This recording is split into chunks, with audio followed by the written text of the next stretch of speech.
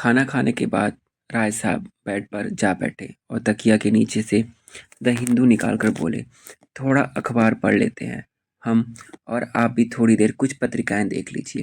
संतोष जी, थोड़ा करंट में कुछ देख लीजिए। शाम को बत्रा में हम लोग के सर्किल में चलिएगा तो बातचीत में कंफर्टेबल रहिएगा। इस तरह से राय साहब ने संतोष को अपनी मंडली के महामहिम के बारे में बता दिया था।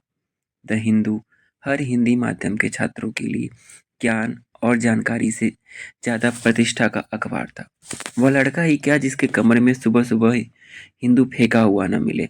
यह अलग बात है कि उस अखबार की रबड़ खुले न खुले। यद्यपि ज़्यादातर लड़के इस अखबार का बस टाइटल द हिंदू पढ़कर रख देते थे, पर कुछ ऐसे भी मेहनती लड़के होते थे जो डिक्शनरी निकालकर 4 घंटे तक हिंदू पढ़ते थे। बड़ा आत्मविश्वास टाइप फील करते थे। राय साहब ऐसे ही मेहनतकश द हिंदू रीडरों में से थे। पर आज राय साहब केवल तस्वीर देखकर ही खबरों का अंदाजा लगा रहे थे, क्योंकि संतोष के सामने डिक्शनरी निकाल कर वे अभी तक अपना टाइट भौकाल ढीला नहीं करना चाहते थे। बिना कुछ समझे आखिर आदमी कितनी देर तक अखबार के पन्ने उलटता। राय साहब ने जल्दी ही पेपर रखकर कहा, चलिए बत्रा निकलते हैं, आपको रूम भी तो ढूंढना होगा ना। संतोष जी संतोष भी हाथ में लिए क्रॉनिकल पत्रिका को टेबल पर रखते हुए बोला, हाँ चलिए, रूमुआ तो खोजना होगा। राय साहब तुरंत मुंह पर पानी मार फ्रेश हुए, बाल में भृंगराज तेल लगाया, शर्ट पैंट पहनी और संतोष के साथ बत्रा की ओर निकल पड़े। संतोष मन ही मन अभी थोड़ी देर पहले पढ़े हुए क्रॉनिकल के कुछ फैक्ट को दोहराता जा रहा था। वह पहली बार एक ऐसी मंडली से मिलने जा रहा था जहाँ पर बिना ज्ञान के मुंह केवल चाय पीने के लिए ही खोला जाता था। संतोष पहले दिन अपनी उपस्थिति केवल चाय पीने तक नहीं रखना चाहता था। वह मन ही मन इस बात के लिए तैयार हो रहा था कि आज अपनी गर्म उपस्थिति दर्ज करा ही दे। उसने 9वीं कक्षा के ग्रामर की किताब में एक अंग्रेजी की लोकोक्ति पढ़ी थी, first impression is the last impression. So आज उसके इसी इम्प्रेशन की बात थी। रास्ते में चलने के दौरान राय साहब नेहरू विहार से लेकर मुखर्जी नगर तक सड़क के दोनों किनारे पड़ने वाले हर गली मकान का डिजाइन और किराए के बारे में बताते जा रहे थे। संतोष जी अपने संभावित गुफाओं को गौर से देखता जा रहा था। दोनों अब बैजू शुक्ला जी की चाय की दुकान पर पहुंच चुके थे। शुक्ला जी लगभग 40 बरस के रहे होंगे। बनारस के रहने वाले शुक्ला जी का पूरा नाम बजरंग शुक्ला था। शुक्ला जी एक समय नोएडा की एक प्राइवेट कंपनी में सुपरवाइजर के रूप में काम कर रहे थे। 5,500 महीने की पगार से क्या होना था इस महंगाई में। बजरंग शुक्ला जी गणित के पक्के थे, हिसाब किताब के जानकार आदमी थे। किसी परिचित ने बताया कि मुखर्जी नगर जाकर एक बार भाग्य आजमाइए, यहाँ अब बैंकिंग की तैयारी करने वाले की भी अच्छी खासी आबादी रहने लगी थी। शुक्ला जी ने यहाँ एक मित्र की सहायता से बत्रा सिनेमा के ठीक बगल में महाराष्ट्र बैंक के ऊपर आर्यभट्ट रिटर्न नाम से एक कमरे की कोचिंग खोल ली। 0 से 10 तक विद्यार्थी जाते थे। 3 महीने बीत गए, जमा पूंजी खत्म होने लगी। तब जाकर उन्हें यहाँ के बाजार का गणित समझ में आया और कोचिंग बंद कर उन्होंने चाय की दुकान खोल ली। आज महीने में 15,000 तो कहीं नहीं जाते, आगे चाहे जो हो। रोजाना की तरह शाम को शुक्ला जी की दुकान पर छात्रों की भीड़ लगी हुई थी। 5-7 के समूह में अलग अलग गोला बनाकर लोग ज्ञान का बारूद उड़ा रहे थे। राय साहब भी संतोष को लिए वहां खड़े थे। राय साहब को देखते ही रुस्तम सिंह ने दोनों हाथ उठाए और जोर से बोला, अरे कृपा बाबू आइए महाराज। कहाँ थे 2 दिन गायब? एकदम महफिल सुना था यार। अरे वो लोअर मेंस का थोड़ा तैयारी में फंसे हुए हैं। राय साहब ने 2 दिन की अनुपस्थिति के प्रति खेद जताते हुए कहा, क्या कृपा बाबू आप जैसा विद्यार्थी लोअर फोवर के चक्कर में पड़ा है? अरे आप आईएएस पर फोकस हुई महाराज। रुस्तम ने राय साहब में कृत्रिम हवा भरते हुए कहा, हाँ क्या कीजिएगा, चाहते तो हम भी यही हैं, पर घर परिवार के दबाव में मामूली परीक्षा भी देना पड़ता है। एक टीचर वाला भी फॉर्म डाले हैं, देखिए कब होगा परीक्षा। राय साहब ने कंधे उचकाते हुए कहा, अरे 2 कप हाफ चाय लाओ। वे छोटू, ये आप ही के साथ है ना? रुस्तम ने संतोष की तरफ देखते हुए कहा। हाँ, ये संतोष जी हैं, हमारे मित्र हैं, हमारे ही साथ हैं। राय साहब बोले। कहाँ? इलाहाबाद की धरती से हैं कहा? रुस्तम ने तुरंत पूछा। नहीं, ये बिहार से हैं, भागलपुर से। राय साहब ने बताया। तब तक बजरंग शुक्ला के यहाँ काम करने वाला छोटू चाय लेकर आ गया। अरे जरा माचिस ले आया बेटा, रुस्तम ऊपर की जेब से सिगरेट निकालते हुए बोला। तब तक राय साहब ने पहली चुस्की लेते हुए कहा, चाय एकदम पंचोछर लग रहा है। शुक्ला जी का भी क्वालिटी गिर रहा है। अब इलाहाबाद वाला चाय यहाँ कहीं नहीं मिला रुस्तम भाई, लीजिए। अरे इलाहाबाद वाला बात यहाँ कहाँ पाएंगे राय साहब। अल्लाहपुर चौराहे पर लल्लन की दुकान पे पीछे, मजा आ जाता है। अपना ही चेला है, रुस्तम ने धुआं उड़ाते हुए कहा। मुखर्जी नगर में एक इलाहाबाद हमेशा चलता फिरता रहता था। हिंदी माध्यम से तैयारी करने वालों में से सबसे ज़्यादा सघन संख्या इलाहाबाद विश्वविद्यालय से आए छात्रों की ही है। ऐसा प्रतीत होता है यहाँ हर शाम जब भी ये छात्र चाय की दुकान पर, पान की दुकान पर, लिट्टी चोखा की दुकान पर, जलेबी की दुकान पर और चाट पकौड़े की दुकान पर होते, अपने इलाहाबाद को बहुत मिस करते। अमिताभ बच्चन से भी कई गुना ज़्यादा। आह, छेदन का पान, ओहो मंटू की जलेबी, हाय नेताराम की कचौड़ी, हाय रे पलटन का पकौड़ा, सारा लल्लन की चाय, ओहो पिया मिलन चौराहा। ऐसे शब्द हर शाम मुखर्जी नगर में अबीर की तरह उड़ते थे। अपने छूटे शहर और विश्वविद्यालय के प्रति ऐसा मोह शायद ही अन्य जगहों से आए छात्रों में था। रुस्तम भाई एक हेल्प करिए ना, ये संतोष जी को कमरा चाहिए था। जुगाड़ हो तो बताइए, राय साहब ने कहा। अच्छा कमरा, ओहो देखते हैं, कुछ लौंडों को लगाते हैं। रुस्तम ने फोन निकालते हुए कहा। राय साहब ने संतोष की तरफ हंसते हुए बधाई की नज़र से देखा कि मानो कमरा तो मिलना तय है। हेलो बल्लू, हाँ बेटा, कोई कमरा खाली है क्या तुम्हारे गांधी बिहार में? एकदम अभिभावक वाले अंदाज में पूछा रुस्तम ने। उधर से कुछ अस्पष्ट सी आवाज आई। ठीक है, सारे लड़कों को बता दो, रुस्तम भैया कमरा देखने वाले हैं। एक अपना ही चेला है बिहार का, उसके लिए चाहिए।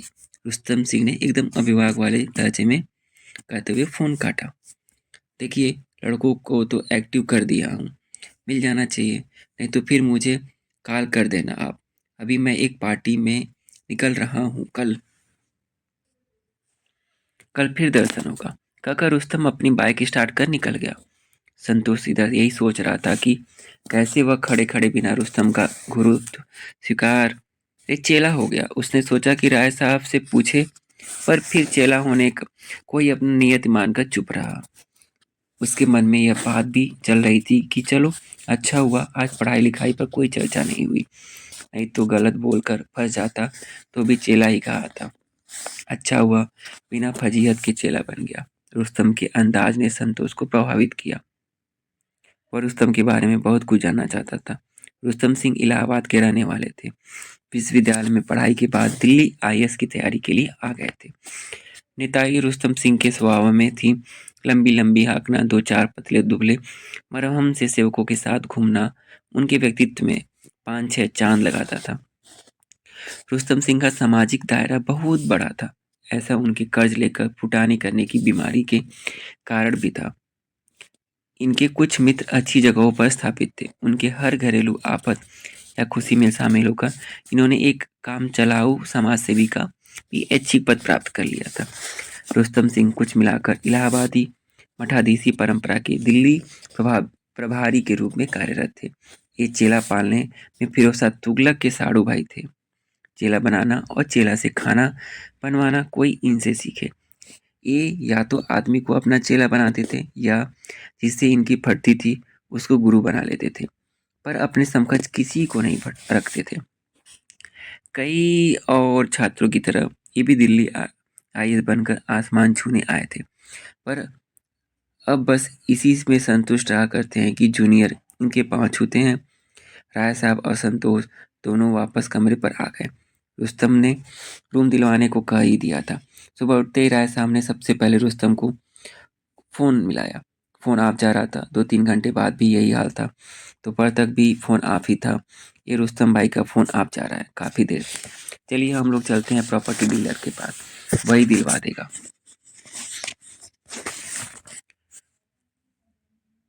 जल्दी रूम मिलेगा तो पढ़ाई भी शुरू करना है।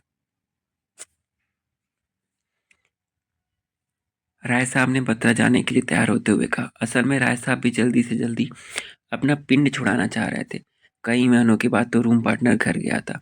इस अकेलेपन का फायदा उठाकर वे भी निजता का आनंद लेना चाहते थे।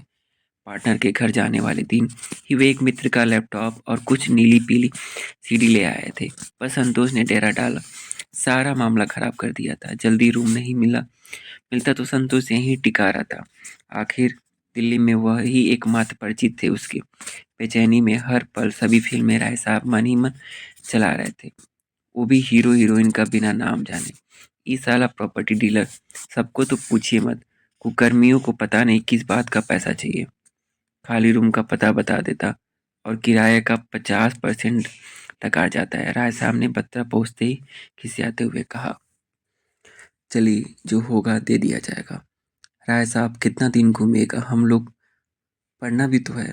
अच्छा चलिए, अपना एक दोस्त मनोहर है, यही अग्रवाल मिष्ठान के पीछे वाली गली में रहता है, उसे ले लेते हैं, जरा ठीक रहेगा रूम खोजने वोजने में, राय साहब ने कहा।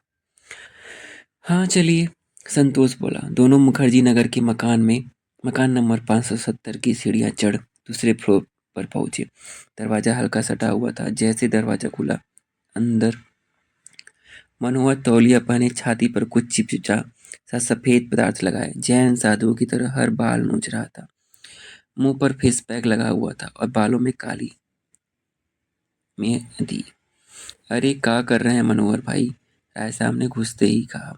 मनोहर पहले तो अकबका गया, फिर तुरंत खुद को सर्च करते हुए बोला, अरे कुछ नहीं, बस वो चेस्ट का बाल हटा रहे थे। हमको बाल से जाड़ा में भी पसीना आ जाता है। ऊपर बटन भी खोलिए तो थोड़ा और लगता है। एकदम महाराज, बाल तो ऐसे नोच रहे हैं जैसे भुट्टा से बाली छुड़ाते हैं, राय साहब ने हंसते हुए कहा। मनोहर ने बिखरे पड़े बालों को पेपर में समेटा और मन ही मन राय साहब को गाली देने लगा। साला बिना बताए जब मन तब पहुंच जाता है, खड़ूस कहीं का। जरा रहा इसलिए तो उम्र से पहले बुढ़ा गया है, फैशन का मैया बहिन करके रख दिया ई लोग। संतोष के लिए यह दृश्य एकदम नया और रोंगटे खड़ा करने वाला था। छाती का बाल नोचना दर्द भी तो करता होगा, वह सोच भी नहीं सकता था। जिस छाती के बाल को उसके गांव में हिम्मत और साहस का प्रतीक माना जाता था, उसे मनोहर तार तार करके यहाँ नोच रहा था। अब राय साहब ने संतोष का परिचय कराया। संतोष ने अभी तक मनोहर का वास्तविक फेस नहीं देखा था। फेस पैक वाले मुंह से ही बात हो रही थी। रूम खोजना है संतोष के लिए, राय साहब ने कहा। अच्छा रूम का लफड़ा है, चलिए चलते हैं, जल्दी से मुंह हाथ धो लेते हैं, मनोहर ने बाथरूम जाते हुए कहा। संतोष ने मनोहर के रूम को ध्यान से देखा। सारा कमरा हॉलीवुड देवियों के सुंदर मनोहारी चित्रों से सजा हुआ था। उसके ठीक सामने वाली दीवार पर एपीजे अब्दुल कलाम और विवेकानंद की तस्वीर थी। दोनों महापुरुष उस तस्वीर में भी लजाए हुए मालूम पड़े थे। दो रैंक पर सौंदर्य प्रशासन दो रैक पर सौंदर्य प्रशासन और एक पर कुछ किताबें रखी थी। खूटी पर डिजाइनदार जीन्स और शर्ट टंगी हुई थी। मनोहर तब तक चमक के बाहर आ चुका था। जरा पैरवा हटाइएगा राय साहब, कहते हुए मनोहर ने बेड के नीचे से सूटकेस निकालते हुए उसमें से नीली शर्ट और पिक की जीन्स निकाली। पूरे बदन का वाइल्ड स्टोन डिओड्रेंट से अभिषेक किया। थोथने पर लोटस की क्रीम मली, शर्ट पर स्प्रे मारा और तैयार हो गया। अब वह मिस्टर मोतिहारी लग रहा था। संतोष ने झट से पहले मनोहर का नंबर मांगा और सेव कर लिया। राय साहब उसे ज्ञान तो दे सकते थे, पर दिल्ली जैसे शहर में संतोष की बिहारी रूपी छवि और काया को सिटी लुक देने के लिए एक मनोहर जैसे ही फैशन सुधी मित्र की जरूरत थी। मनोहर के कमरे में संतोष को अच्छा महसूस हो रहा था। राय साहब के कमरे की सड़ांत से संतोष के जो नथुने फटे थे, उन्हें वहाँ यहाँ के गमगमाते वातावरण में रफू कर रहा था।